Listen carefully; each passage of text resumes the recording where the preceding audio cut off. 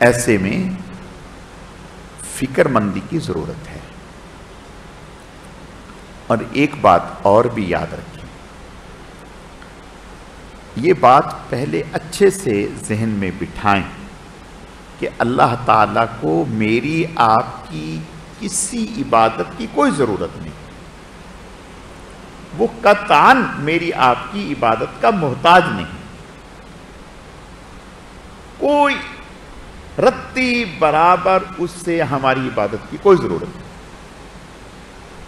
جب اس کو ضرورت ہی نہیں تو پھر یہ عمل تو ہمارا اپنے لیے ہے.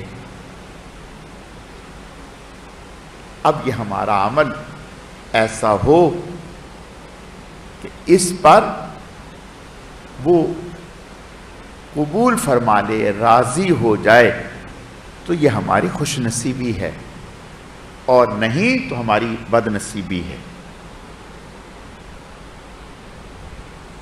یعنی جو بھی عمل کریں، جو بھی تھوڑا ہو یا بہت، انفرادی ہو یا اجتماعی،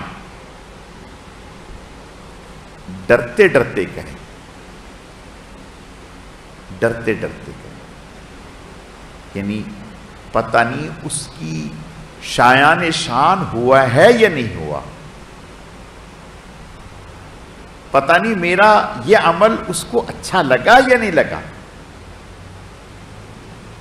اور جب کوئی آدمی ڈرتے ڈرتے کرتا ہے تو پھر وہ کبھی بھی اپنے عمل پر اتراتا نہیں، خائف رہتا ہے، خوف زدہ رہتا ہے،